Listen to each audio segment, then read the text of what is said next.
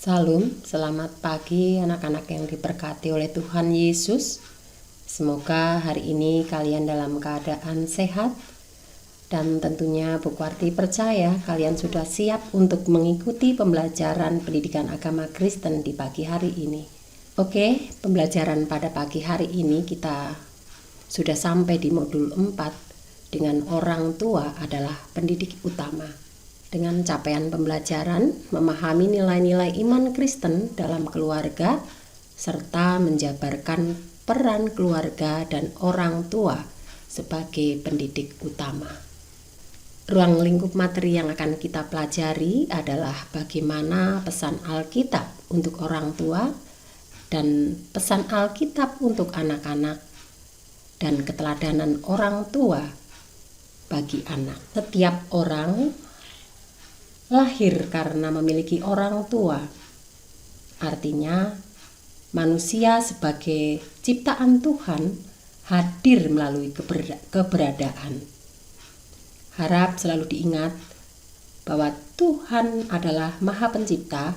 Karena itu, apapun yang ada di dunia ini adalah milik Tuhan, termasuk setiap manusia. Walaupun secara hukum tercatat bahwa anak adalah milik orang tuanya, namun Tuhanlah yang memiliki anak.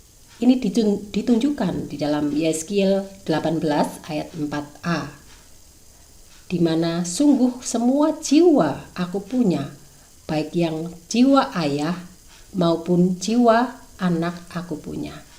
Itulah firman Tuhan yang ada di dalam Yeskiel 18 ayat 4a.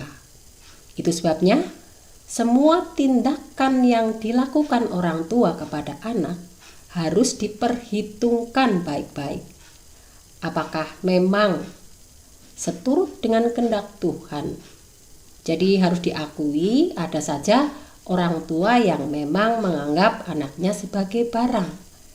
Bila baik hatinya, bila menurut kepada orang tua, maka akan disayang.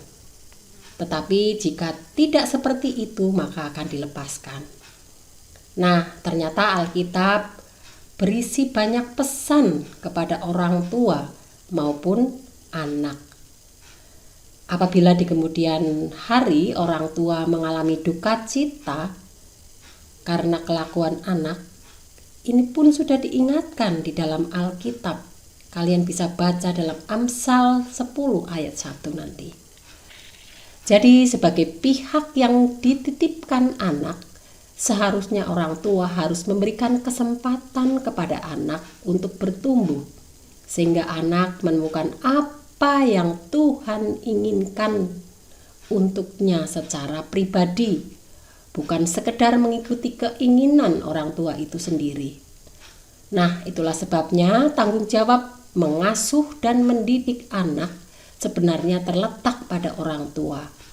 Tidak boleh diberikan kepada orang lain, walaupun orang itu dianggap cukup terdidik. Misalnya seorang guru di sekolah. Ada beberapa pendapat dari seorang psikolog Kristen yang mengelola tentang fokus on the family in the California atau Amerika Serikat, berpesan kepada orang tua, khususnya kepada ayah, bahwa hubungan orang tua dengan anak haruslah merupakan hubungan yang akrab dan penuh kehangatan.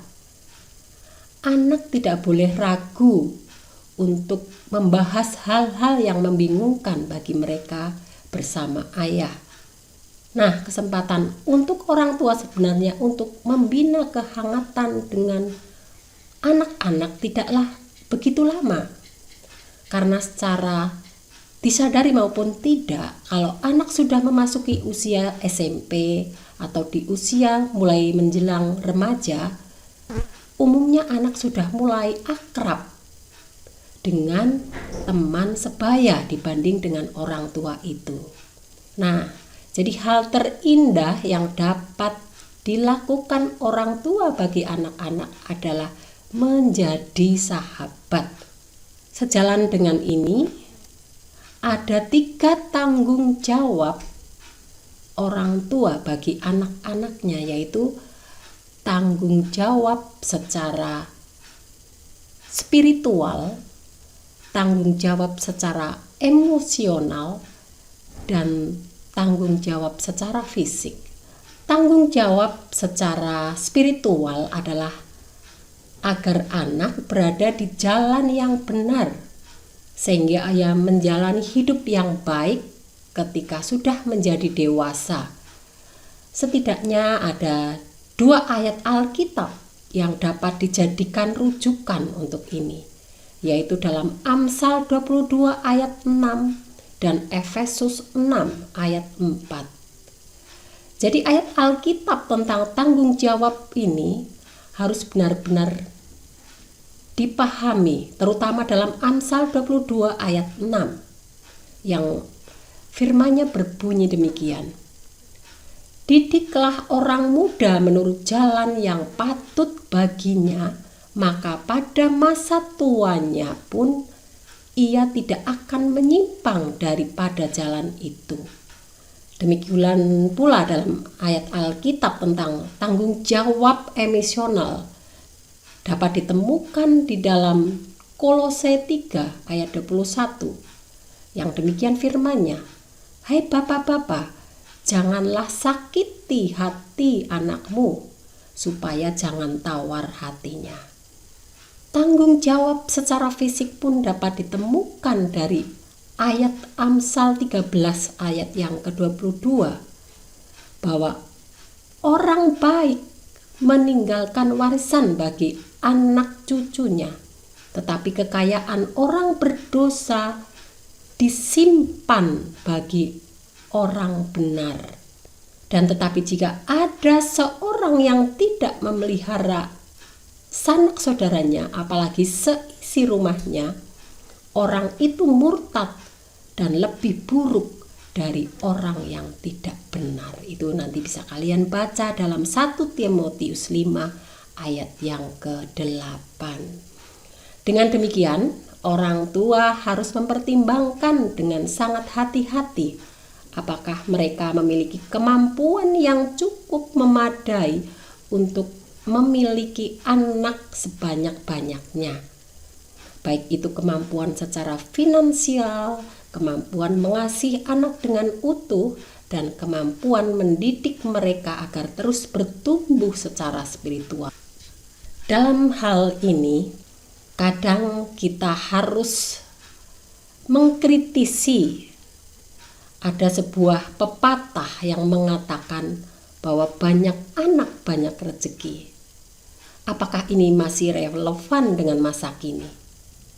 Karena kita tahu bahwa menjadi orang tua merupakan hal yang sangat berat. Sayangnya belum ada sekolah untuk membekali tiap pasangan bagaimana menjadi orang tua yang baik. Meskipun ada banyak seminar untuk orang tua, tetapi belum tentu seminar itu memang membekali orang tua untuk menjadi orang tua yang ditegaskan dalam Alkitab. Adapun hasil penelitian menemukan bahwa anak, baik anak laki-laki maupun anak perempuan, kadang ada yang lebih dekat dengan ayah atau lebih dekat dengan ibu. Ada sebuah ungkapan yang berkata seperti itu. Ada beberapa penelitian tentang berat mana tugas ayah atau ibu. Itu ada penelitian dari Cohen dan Kerin, nanti bisa dibaca di Google kalian ya. Dari penelitian Demuth, dari Bapak Pendeta James Kennedy ya. Itu adalah beberapa alasan ya dari para peneliti yang bertanya tentang berat mana tugas ayah atau ibu. Saat ini mulai dilakukan penelitian yang membandingkan pengaruh dari ketidakhadiran ayah dibandingkan dengan ketidakhadiran ibu. Mana yang memberikan pengaruh negatif bagi pertumbuhan anak? Tadi ibu sudah katakan, namun sekarang ibu mau menjelaskan sedikit tentang hasil penelitian dari Demuth. Misalnya, menemukan bahwa ketidakhadiran ayah memberikan pengaruh yang lebih besar terhadap kenakalan anak dibandingkan dengan ketidakhadiran ibu. Bahkan ada satu kesaksian yang mengharukan seperti yang diceritakan oleh pendeta James ya, tentang temannya yang seorang misionaris. Misionaris ini menemukan bahwa mayoritas narapidana yang dianiaya di suatu penjara tidak mengenal tokoh ayah dalam kehadirannya di dalam kehidupannya. Anak-anakku sekalian, itu adalah beberapa pesan dalam Alkitab untuk orang tua terhadap anak-anak. Apakah ada pesan untuk anak-anak dari Alkitab? Tentunya. Kita harus menyadari sejak kecil mungkin kita sudah belajar tentang 10 hukum Taurat, yaitu apa yang harus kita lakukan kepada Tuhan dan kepada sesama manusia. Mungkin kita juga pernah menghafalkan isi 10 hukum Taurat. Nah, untuk itu perhatikan bahwa perintah pertama yang dilakukan untuk sesama manusia adalah hormatilah ayahmu dan ibumu supaya lanjut umurmu di tanah yang diberikan Tuhan Allahmu kepadamu. Itu bisa kalian baca di dalam kitab Keluaran 20 ayat yang ke-12. Jadi dapatlah kita katakan bahwa ini suatu kebetulan, artinya urutan pemetaan tidak memegang peranan penting. Tentu tidak, melalui orang tua lah kita hadir di dunia. Melalui orang tua kita belajar tentang berbagai hal, mulai dari belajar berjalan, berbicara, belajar yang baik dan buruk, mana yang boleh dilakukan dan mana yang dihindarkan. Di dalam Perjanjian Baru, para Rasul Paulus kembali menegaskan perintah ini yang bisa kalian baca di dalam Efesus 6 ayat 1-3. Hai anak-anak, taatilah orang tuamu di dalam Tuhan, karena haruslah demikian. Hormatilah ayahmu dan ibumu. Ini adalah suatu perintah yang penting seperti yang nyata di janji ini, supaya kamu berbahagia dan dikasih panjang umur di bumi. Anak-anakku sekalian, memang ada beberapa pengalaman yang kalian mungkin sudah jalani di dalam kehidupan keluarga, di dalam kehidupan bermasyarakat. Ada sebuah ungkapan, ayahku baik, tapi justru Bapa di surga jauh lebih baik. Ada ungkapan yang mengatakan, ayahku mengecewakan. Namun kalian harus ingat bahwa Bapa di surga tidak pernah mengecewakan kalian. Ada juga yang punya pengalaman, saya tidak pernah punya pengalaman memiliki ayah, tetapi kini saya punya Tuhan sebagai Bapa yang sempurna. Jadi apakah kalian sudah menjalankan perintah untuk menghormati orang tua dengan sepenuh hati? Di sini Buku Arti sebelum menutup pembelajaran hari ini, ada beberapa hal yang harus kalian kerjakan. Yang pertama, buatlah doa syukur bahwa kalian berada di dalam keluarga yang membesarkan kalian. Namun jika ada di antara kalian yang tidak dibesarkan dalam keluarga atau bukan keluarga kandung, tetaplah disyukuri bahwa keluarga itu hadir dalam kehidupan kalian. Dan yang kedua, tugas kalian adalah membagikan pengalaman kalian dengan orang tua kalian.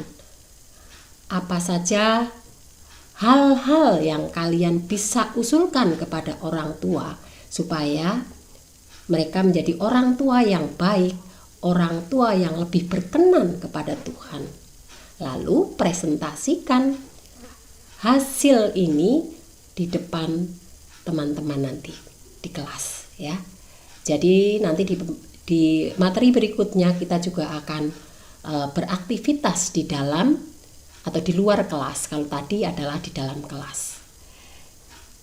Kiranya pembelajaran hari ini dapat memberkati kita dan kalian diberkati oleh Tuhan. Amin.